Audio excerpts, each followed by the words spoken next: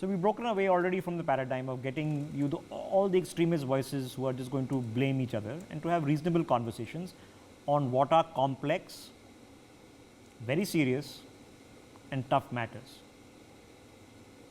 It's perfectly feasible to jump into complex, serious and tough matters and provocative questions and answers, but in a mature, sensible and logical way. Let's try. Sumit Peer now on the broadcast with us. Now Sumit Peer, there are some problems we need to address. And the problems stem from the fact that there seems to be an almost irrational fear which is created by certain Muslim leaders in this country that for the past 80 years in independence, for some reasons, the Hindus are going to crush them, do a genocide, millions will be killed, the civilization, some kind of pogrom at 10 times the scale of Nazi Germany is about to happen. It's never happened. You and I know it's never going to happen. But there is a fear. There is a reverse fear. And the reverse fear in Hindus is that these Muslims keep on having children and one day they'll become the majority and we'll become the minority. Where does this fear stem from? We know that the statistics and the numbers don't hold up to it.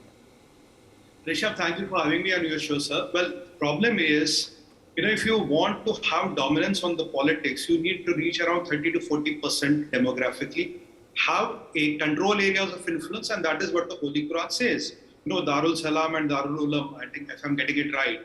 Wherever there's no Muslim population, you have to try to Islamize the world. You have to spread the Islam, you have to do it. That is your first duty to do. You have to convert as many people as it can. While as Hinduism, we have no such, idea of converting people. And if you look into the history, 1000 years of Islamic invasion, we know how Islam has converted countries. If you look at Egypt, 22 years, Lebanon, 40 years, Syria, around 30 years, Iran, Iraq, 22 years. But this is the only land where it did not happen for 1000 years. But that doesn't mean the pockets have not come up. If you see, pockets of influence have come up in Hyderabad, they have come up in West Bengal, they have come up in Assam, and that is where the politics is changing. No. So let's put the politics aside, Sumit. Why should an ordinary Hindu in India, have a rational fear of India becoming Muslim majority? Where is this coming from? Because we know the statistics are far different. In 80 years, the Hindu population has declined in percentage terms from 84% to 80%, and the Muslim population has increased from 10% to about 15%, maybe slightly more now since the last census. But in 200 years, it is not going to happen. So why is this irrational fear there? Rishabh, it's not a question of irrational fear. You're looking at a country as such. I'm looking at a state, I'm looking at a district. To change the demographics and the population of a country, even British started with the East India Company with one port, right? It started with one port. Mughals did not get the India in one day. Genghis Khan did not get the whole world in one day. It started, Tamur Link did not kill all the people in one day. It starts with pockets. Once you get one pocket, you move to second pocket, conquer and, stabilize and move on. That is what the policy has been. And if you look at the global history, unfortunately, the trajectory of Islam and the Islamic aggression has been very aggressive, wherein they have only believed in spreading the Islam with fear, with sword, and even with entrapment, allurement, or whatever.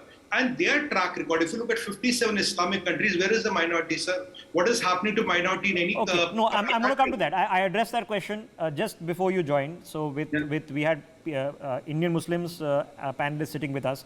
But now, the contrarian argument, Sumit, is that, Islam came to India in the 6th century when the first, mosque was set up in Kerala. And then you've had in North India at least 500-600 years, of Muslim rule. And the demographic in terms of populations or the amount of conversions did not change till independence, where 80% of the people were still Hindu. Why do you think that's different now that under Islamic rulers who did demolish the temples, who did convert people on in the front of a sword, even then it didn't happen? Why should it happen now? Rishabh, you see, what then did not happen can happen now. You're talking of India, independent India, everything is fair, sir. There's a place called Kashmir. What happened in Kashmir? When the demography changes, things can turn any day. What happened in Kerala? What happens in Mallapuram? What is happening in various parts of India's nicks and pockets? What is happening in Manipur? Why are some Hindus who have to leave why are Methis supposed to leave Manipur? Why are Methis supposed to leave Mizoram today? Methis are Hindus. Let me be direct with you. So why some districts of Kerala you have RSS workers killed? Why you have BJP workers killed in some district of West Bengal? So wherever the demography is changing, the things are changing. That is the worrying factor. And if you look at the history of India and if you look at the global history, there is no renaissance there. I mean, there have been in Christianity, there were crusades, but there was a renaissance. But if you look at the Islam, there has been never a renaissance. No, but Sumit, that's not true, because, Islamic science, Islamic mathematics, Islamic astrophysics was far advanced at one point of time. But, let me come back to home. So, in your view, there is still a concern amongst Hindus, and it's a real concern, it's not an imagined concern, that one day we could be a Muslim majority country. Is a concern, Rishabh, and unfortunately incidents like Kerala and Kashmir. I mean, look at Kashmir. A Kashmiri Hindu or a Pandit is a son of soil. But when you talk of Kashmir, the notion, the connotation, and the imagination is Muslim. While as Muslims converted from Pandits to Muslims. But okay. today, are there still Hindus in this country? Are there still Hindus in this country who are thinking that we need to have more children just to stay ahead? No, you have to watch the demography. If the population increases, but the percentages should not shake. From 9 to 14% is a 50% hike, sir. 50% hike, and we are talking of 2% dip. So look at it graphically. If you do an Excel over it, 50% versus 2% will look like this. It is a worrying sign. Not now, 50 years, 70 years, 80 years down the line. With Muslims, if you are less than 50%, you say, "Bhai, hum pe zulm ho raha hai." At 50%, you say division. At 51%, you say Sharia. Look at the world. Look, this is how the things work. I'm giving you a practical example of the world. That is what is frightening. That is where where the ghost comes from. Okay. Why is it that if as a Hindu you look to Muslim majority countries, it doesn't fill you with confidence that if one day, perhaps 100 years from now, 200 years from now, if it were to happen, that would be actually a bad thing for Hindus? Why can't we see good examples in Muslim majority countries? If you look at Muslim or Islamic nations, even not Muslim majority countries, Islamic nations, bona fide Islamic republics, why do they not fill you with hope? Rishabh, there are no examples. We look at Pakistan, we look at Afghanistan, we look at Syria, Azerbaijan, Turkmenistan. Which country do you want to look at out of 57? Where do I see hope? Where has Hindu population survived? There's hardly anybody in any country. If you look at the name Hindu Kush, in Afghanistan, I thought Hindu Kush is something glory to do with Hindus, but when I looked at the meaning, it means slaughtering ground of Hindus. That is what the Hindu Kush means. Where is the minority in Pakistan? What is happening to minority in Bangladesh? What is happening in elsewhere? Where are Zoroastrians? Where have Zoroastrians disappeared? What happened to Yazidi women? You have seen ISIS came, what happened to Yazidi women? So looking at that, and if I look at Hindu birth rate at 2.1, and if I look at parallelly Pakistan, the birth rate is at 3.6. Pakistan is going to double its population in 20 years, sir. That is what is worrying at. If the birth rates start hitting that, then you're talking of doubling the population in 20 years and 40 years. But Sumit, Muslims also have lived in a country which has been Hindu majority for 80 years. These are Muslims who either could not and many who chose not. When given the option of going to a Muslim majority country, they chose to stay in India. They're very happy staying in India. Some of them maybe could not, wanted to go, but one would assume that most of them chose to stay back. Now, why should we assume that the Indian Muslim who chose to stay back is the same as the one and the descendants of those who went to Pakistan? Rishabh, it's not a question of same. You see, the problem is the Islamic influence. When you talk of Ummah, when you talk of 57 countries, when you talk of Islamization, when you talk of things, look, what have 9% Muslims in France done? They literally demand what are around 8% Muslims in Belgium asking Sharia. I mean, look at what are the Muslims in the Europe doing. You look what the migrants are doing every day. What have they done to Germany? Germany gave them the shelter. Now they're saying Germans, there are no goals for police. What happened in France? Though France gave them everything, they gave them French nationality, language, opportunities, everything. But still, what is happening around in France? Yeah, it's not an exact example. No, I understand where you're coming from, but it's not an exact example. France was an oppressive colonial power, so not doing any favors to anyone over there. Okay, so I have a couple of more questions, and then let me get Deshadan coming in.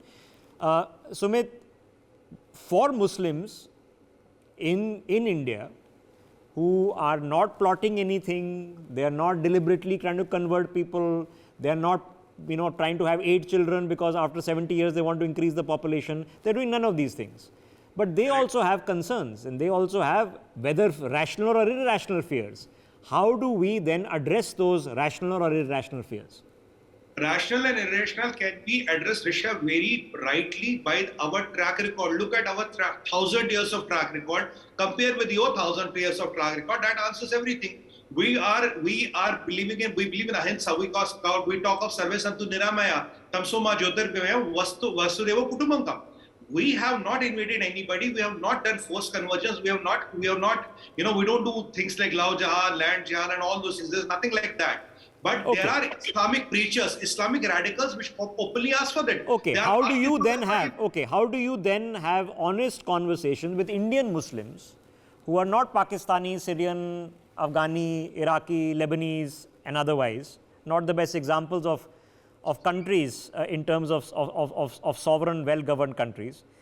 But if you speak to an Indian Muslim, how do you communicate the concerns or the fears of Hindus or the worries without being either patronizing, attacking, or instilling fear in someone else? How do you communicate these reasonable concerns through logic and through argument?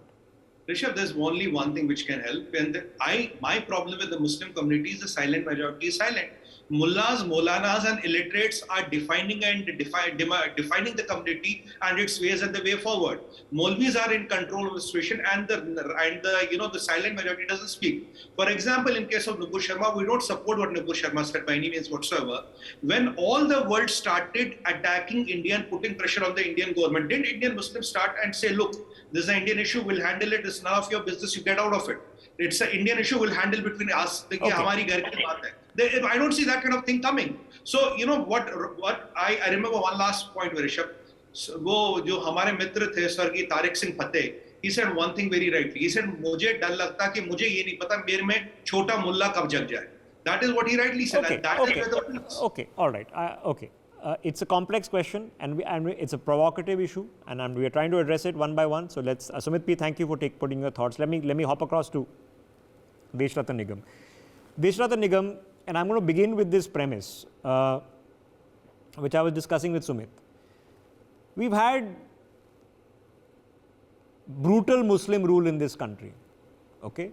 And the rulers were Muslim. Their brutality may or may not have been defined by faith. But in those hundreds of years, the Hindu population of this country, in both terms of real numbers, increased and increased. And at the point of independence, India had 84% Muslims after 200 years of 150 years of Christian rule technically and 300-400 years of Muslim rule. Why should an Indian Hindu today be worried that we might no longer be a majority in our own country? Well, Rishabh, in fact, there is a very interesting theory, well proven also. When at the time of British started ruling the India, it was by and large considered that the Arabs, Turks and Mughals invaded India. However, the British gave a spin to it. Instead of using this ATM theory, they started saying Muslim invaders instead of using Arab, Turk and Mughals. So what happened when the Indian converted Muslims, for whatever reasons they converted, they thought we were not the invaders, it was them. But over the period of time, it has been instilled in them, brought in their mental faculties that they were also the invaders and they were the descendants of the Arab, Turks and Mughals. This has seeped into their psyche. So that has become quite a dangerous situation. Today, that distinction has gone because of the British manipulation of history and coining these, instead of Arab, Turk but Mr. Nigam, that doesn't answer my question. If we were 84% after all of this, why should we think that we'll become 49% in the next few decades? See, the fact is, my statement is related to it. Now, once you have that mentality among the Indian Muslims that they are descendants, and then they start believing in their own hadith, where it says that Ghazwa-e-Hind is a concept, and India has to be converted from Dar al-Harb to Dar al-Islam. It is their holy duty. Hence, you have to understand from that point of view. They don't have any fear. Please tell me they don't have any fear of majority. 200 districts in India have become a Muslim majority today. Look at the border areas, look at the hill areas in Haridwar, what is happening. So there is a distinct fear among the Hindus of that kind of blatant conversion. Where does the fear come from? Where is the fear being engendered from? Because in 80 years, we have not seen a spate. I know there's concern of it, there's anecdotal evidence of it, but we have not seen tens of millions of people converting to Islam, whether through love or affection or under duress. It hasn't happened. See, let me tell you, Rishabh, in fact, when 98.5% of the people who voted for Pakistan deliberately chose to remain in India, the two-nation theory never went away.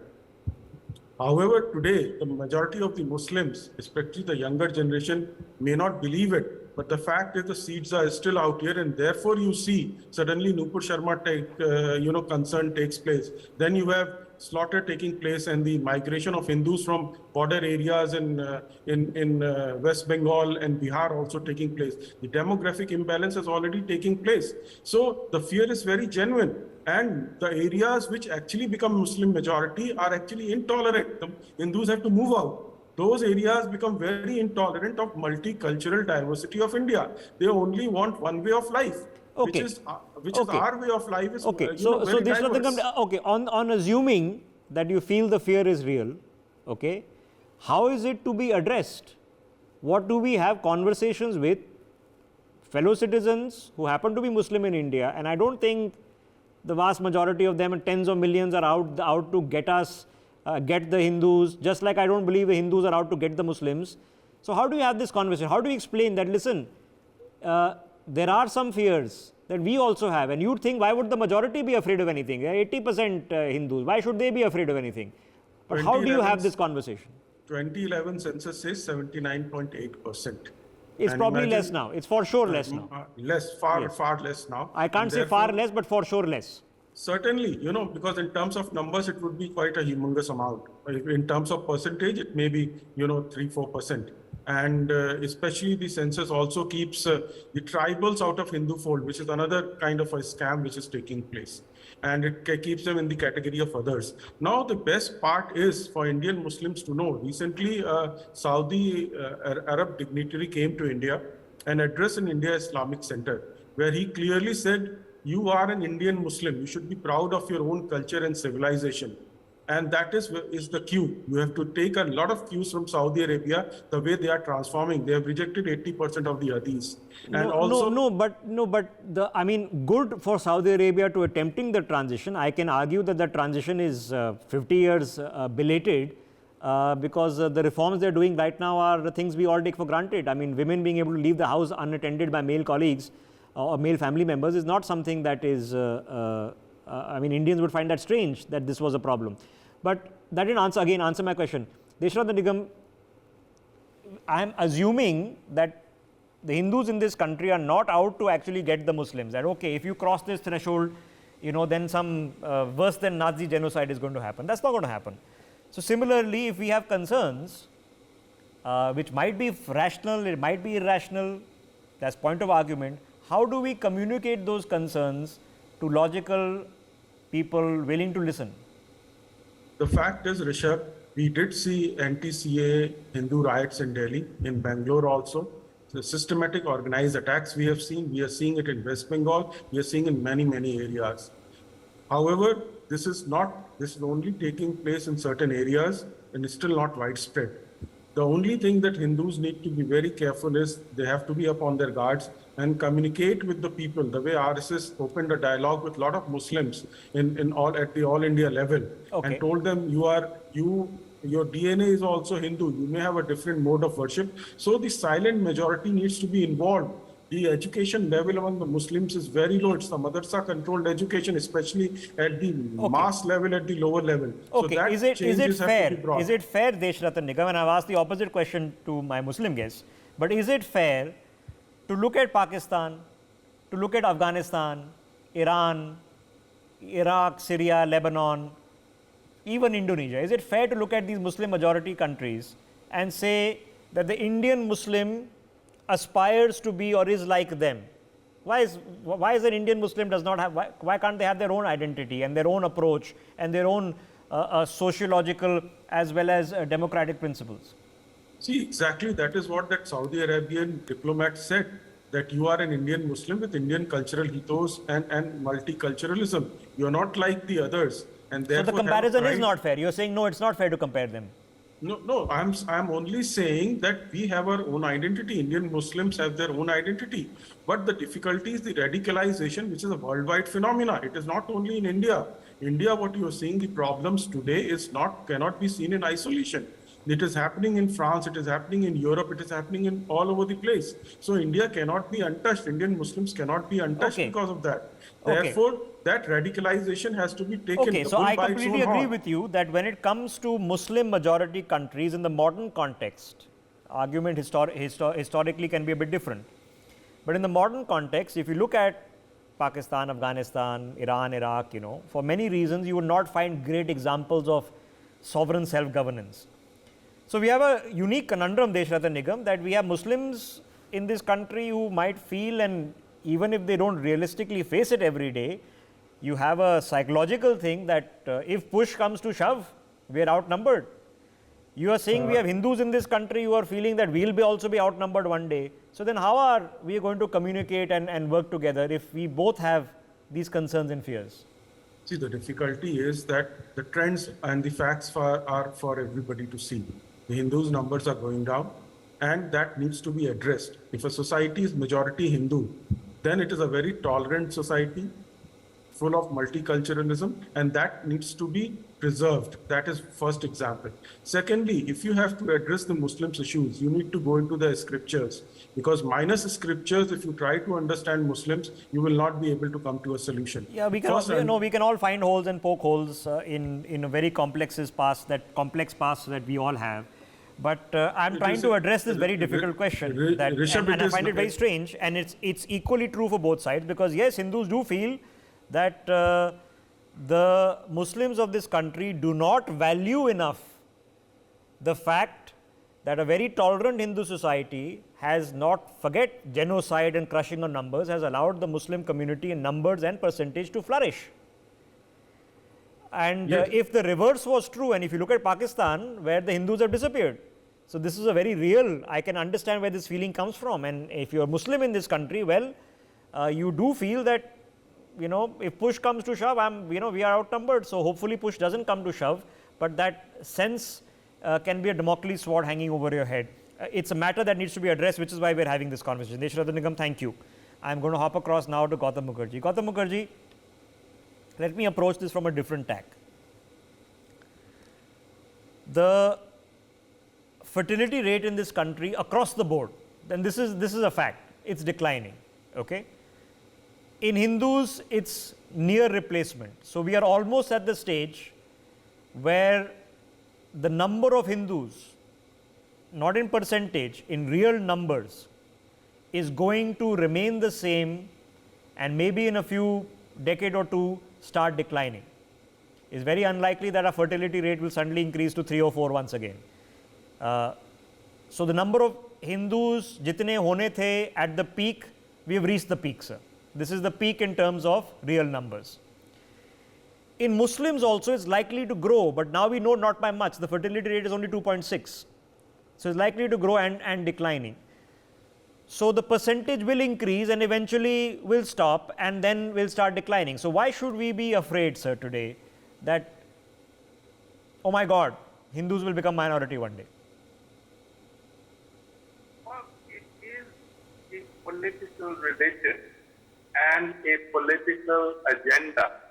What happens, if you see, is a ghettoization amongst the Muslims. They speak by Jains, and eventually once that little district or that little block turned into a Muslim mohalla to work on Muslim principles, and if possible along Sharia lines, to the extent that they can get away with it given the Constitution of India and the broader context.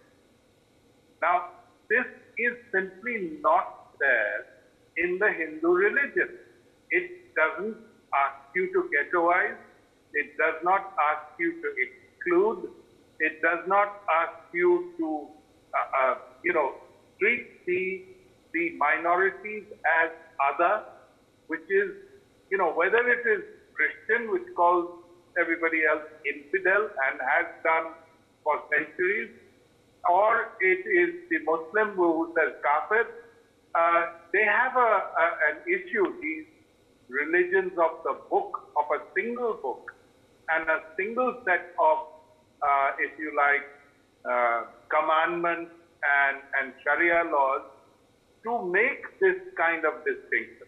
And this is the problem. Overall, pew is not the first, it's been said even on an extrapolated basis, beyond 20. Okay, but Gautam Mukherjee, if we are saying that the entire philosophy, the scripture, the historiography, all of it is indicating that if you are Muslim, it is your duty to convert all around you, then for 300-400 years when all of North India and most of Central India was ruled by Muslims, why was it that the conversions did not happen, that 84% of India was still Hindu in 1947?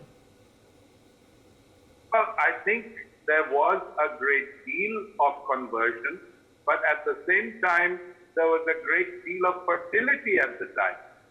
In the 19th century, it wasn't unusual for a Hindu to have 10 children. My father's generation had 7 brothers, 1 sister. That was just my father's generation. Before that, one is people married very early, 2 is they kept on having children.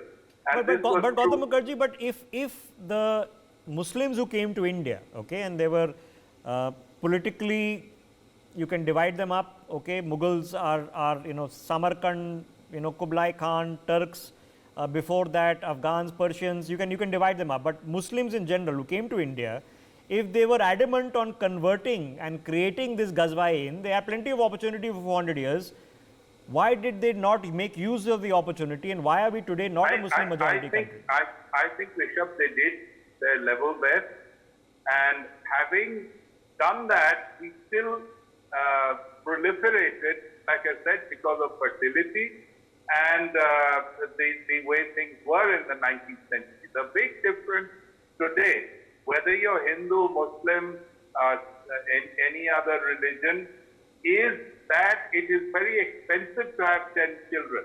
We are not in an agrarian society anymore. If you have lots of children... Yes, so that's the practicality. That affects everyone, which is why the overall fertility rate is declining. We are more educated. The women are more likely to, get married later. They're more likely to work and therefore delay children. Contraception is now a more acceptable, not homogeneously acceptable, but more acceptable. Even in the Muslim community, it's not alien, and you can argue the percentages there. Okay, so Gautam Mukherjee, so then we have this odd situation that you have a minority which is very large in real numbers, it's 200 million. Okay, even in percentage terms, in America, for example, when we talk about Muslim minority, we're talking about 5%. In India, it's 15%, probably closer to 17 now as we speak in 2023. Now that minority, we are being told, lives in fear because they have this Damocles sword of this huge majority on them forever. The majority, you're saying, is in fear that the minority will overtake them one day. So how is this odd situation developed that both sides somehow have apprehensions, rational or irrational? Well, as I started off by saying, the religions of the book are required to treat everybody else as the other. They also believe there is only one God, and that God is Christ, or that God is Allah, and everybody else who believes in multiple gods, hundreds, thousands of them, like Hindus, they are, polytheistic and totally barred from any kind of afterlife that involves heaven. Okay. Okay, but that's been true for the past 1,000 years. Islam is now we are looking at 1,500 years, and Christianity at 2,000 years. Okay, Gautam Mukherjee, there was a time, okay, when a new religion or a newish religion would come up. Hinduism, you can't have a starting date. Judaism per se, you don't have a starting date. But for a lot of the other religions, Islam, Christianity, you do have a starting date per se. And the demographics did change. You know, the Roman Empire by the time of Constantine did become Christian. Okay, and we saw over hundreds of years demographics changed, as in if you were to walk in today, the religions of the past no longer exist. The paganism of worshipping Mars and Jupiter and the Greek gods and all that, they don't exist anymore. But that's unlikely to happen in a modern context. There's no religion which is being founded 10 years ago that's likely to replace the current religions in the next 100 years. So why should we compare the past to modern times? Well, it is true that, you know, if you talk of Afghanistan, it was Hindu and then it became Muslim. If you talk of smaller and easier to beat up into shape, Kashmir was Hindu and now it isn't. But when you have a mass as large as India, as diverse as India in terms of language, in terms of the manners and mores, customs, and different emphases within the Hindu religion. Some are Vaishnavite, some are Shaivite, and so on. Some are Krishna Bhakt, you know, and in all of this to try and insert a single indigenous idea is well nigh impossible. A Hindu will not accept it. Okay. Okay, Gautam Mukherjee, so on the basis that we have not done the Muslims of this country a favor by letting them subsist and grow and hopefully prosper. So since that's not a favor, it's not an IOU and a thank you that we are seeking, and an acknowledgement that Muslims have indeed flourished in this country perhaps is required, because all we seem to hear is that, impending genocide. I think an acknowledgement that yes, we are 200 million and we have done okay, we can do better, and India is a good place to live can certainly happen. So how are we going to have this conversation then? What is the conversation we are supposed to be having as Hindus with India's Muslims? Stay in line, don't have children. What is the conversation we're supposed to be having? I think some Muslims realize, Indian Muslims realize full well that they are freer in India than they would be in most Islamic nations. Fair enough. Here, and they have acknowledged some of. You must. I agree with Deshrattan Nigam when he said, you see, they're uneducated in the mass. There's only 4% educated in the manner that you and I understand it. The rest are, they go to madrasa. I've just been quoted the exact opposite figure, so I don't know. I think I've lost your connection there. Can you still hear us? Okay, we lost that connection there. I'm anyway out of time. We've had as in-depth a conversation, 1.5 hours. We've spoken to 4 Indian Muslims. You've heard 3 Indian Hindus. You need to be able to have serious and provocative conversations, okay? Because as I sit and observe this, I see this very real, and you can argue rational or irrational fear. And it's rather odd that you have a minority population in this country who, for some reason, despite 80 years of evidence to the contrary, still thinking that as Muslims there is oppression, when the real oppression, of course, is to find in Pakistan and Afghanistan and Iraq, and nobody really wants to live in those Islamic countries, honestly.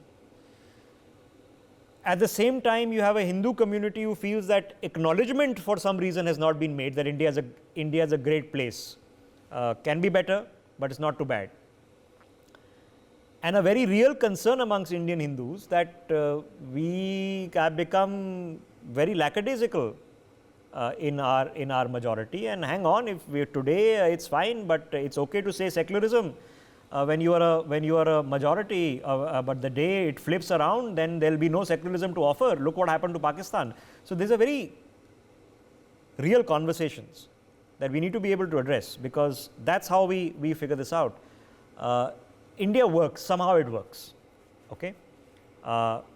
So somehow, despite 400 years of Islamic rule, all Indians are not Muslim. In fact, the majority remain Hindu. Despite 150 years of Christian rule, the Christian population in India is minuscule, 2 to 3% in comparison. So India works. we still not figured out how it works, but we can do better in that. And these conversations need to happen, because if we just talk in our silos, they won't happen. So sometimes the fears are rational, sometimes the fears are irrational, but they still require to be addressed.